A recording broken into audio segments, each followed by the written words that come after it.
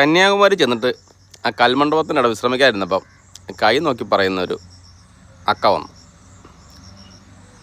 അപ്പോൾ കൈ കാണിച്ചു കൊടുത്ത് അവർ കൈ നോക്കി പറയാൻ തുടങ്ങി. നമുക്ക് പോസിറ്റീവായിട്ടുള്ള കാര്യങ്ങൾ മാത്രം അവർ പറഞ്ഞു തരുന്നത്. ഇത് കേട്ടിട്ട് വീണ്ടും നമ്മൾ പൈസ കൊടുക്കും. ആദ്യം ഒരു 50 രൂപ കൊടുത്ത് കുറച്ച് പറഞ്ഞ് നിർത്തി. പിന്നെ ബാക്കി പറയണമെങ്കിൽ 100 രൂപ വേണമെന്ന് പറഞ്ഞു. അപ്പോൾ 100 രൂപ വെച്ച് കൊടുത്തു. അങ്ങനെ 250 രൂപ പോയി. നമുക്ക് കുറച്ച് ചിരിക്കാനുള്ള കാര്യങ്ങൾ അവർ പറഞ്ഞു തന്നിട്ട് പോയതല്ലാണ്ട് പൈസ നമ്മുടെ പോയി. അങ്ങനെ ഒരു അബദ്ധം പറ്റിയിട്ടിരിക്കുകയാണ്. ഇങ്ങനെ ഒരു കളിപ്പ് പറ്റുമെന്ന് പ്രതീക്ഷിച്ചും കൂടിയില്ല. ഇടയ്ക്ക് അവരിങ്ങനെ നമ്മളെ ഹാപ്പിയാക്കുന്ന കാര്യം അല്ലാത്ത കാര്യമൊക്കെ എന്തെങ്കിലുമൊക്കെ പറയും. എന്നാലും കൂടുതൽ പോസിറ്റീവായിട്ട് നമ്മളെ ഹാപ്പിയാക്കുന്ന കാര്യം മാത്രമേ പറയുന്നത്. അവർ കൈ നോക്കേണ്ട കാര്യമൊന്നുമില്ല. ആ പറയുന്ന കാര്യമൊക്കെ നമുക്കറിയാവുന്ന കാര്യമാണ്. പക്ഷെ അവരുടെ തൊഴിലിതാണല്ലോ.